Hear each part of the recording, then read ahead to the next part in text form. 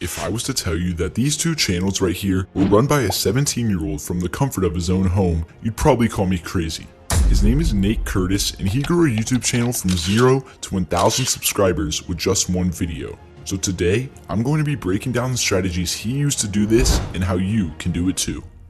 First, you need to understand how a video goes viral.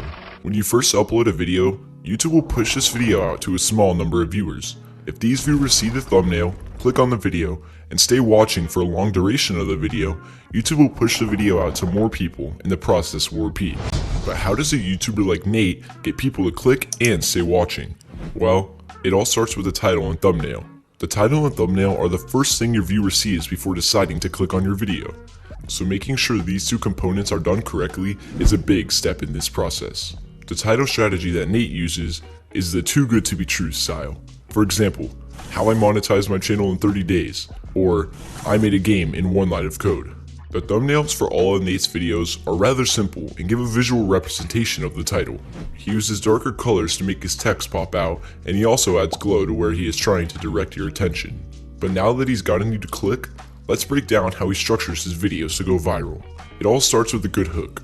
Let's watch. I made this entire video game without ever touching my computer. Let me explain. These are 3 of my closest friends. Not a single one of them has ever made a video game before, and I want to show them just why I'm so passionate about creating video games. So I'm going to push my game dev skills to the very max and attempt to teach them how to make an entire video game step by step without being able to create any of it myself. His intro starts with a high-paced hook to keep the viewer engaged and provides a sense of curiosity that makes the viewer want to keep watching. He also includes lots of visual effects and sound effects to make sure the viewer doesn't lose interest before the video starts. Now that Nate has hooked the viewer, let's go over some of his editing tricks that he uses to keep the viewer watching. B-roll footage that he uses throughout his videos aren't even filmed by him. He uses free sites like Pexels or Pixabay to get his free stock footage. He also uses lots of text to keep you hooked. When the human brain sees words on a screen, it is going to read them.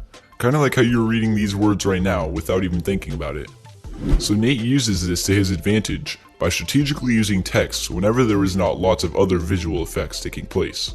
Another big takeaway from Nate's video editing is that he makes sure to keep his videos extremely high paced. Nobody wants to spend 30 seconds staring at stock footage, so Nate makes sure to cut every 1 to 5 seconds or so. This, along with his amazing visual effects and sound design, make for an amazing edit. A few bonus strategies that Nate uses when editing is to stop the music over important words he wants you to focus on, like this. Another thing he does is use multiple songs throughout his video. When he makes tutorial videos, he changes a song for every step of the tutorial.